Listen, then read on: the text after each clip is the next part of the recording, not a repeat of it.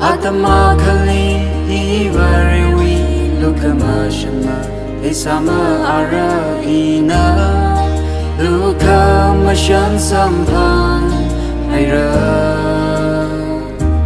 Lay shila we kamila Awi bangli lay sera Ali ina ngayinra Ali nga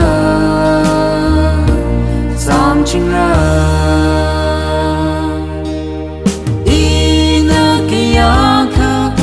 Masod ni ngayi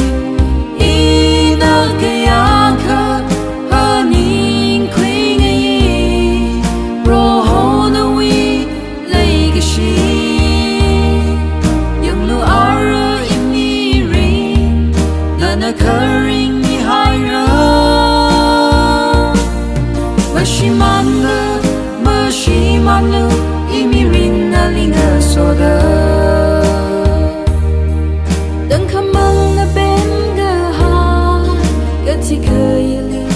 Tiga sa imirin Shiman cho hay ra sai Mori li lay shi hao da Chura hay ra sai mang na Trong ka ring ga ho Makalay ka ti kaya Ka chot ka chang ra Chili Ka chishu na shurami Shurami the concrete me the samatami iwi more Jishuna Ina kiyaka masod ni ngayi Ina kiyaka haning kwi ngayi Roho na wi lay kashi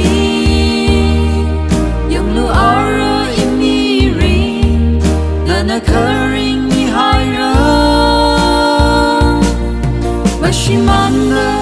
Mashiman lu imirin na linga soda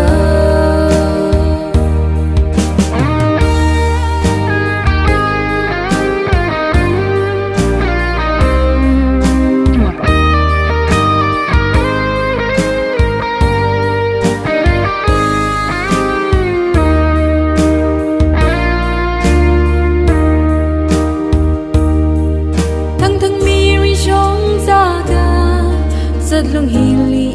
na mga chili mara Ara inatay inakibali shitsa Awi ming wi vang kama Shong kama rong shong Fuli yao zadra ara Kama hai lu kama Shanna Iwi Kahal lak la awi nga sara kadama mai la bro hoi shin li ina oktira ina kiyaka masod ni ngayi ina kiyaka haning kwi ngayi roho na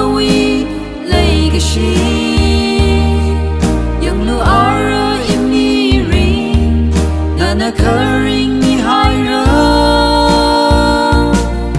Mashiman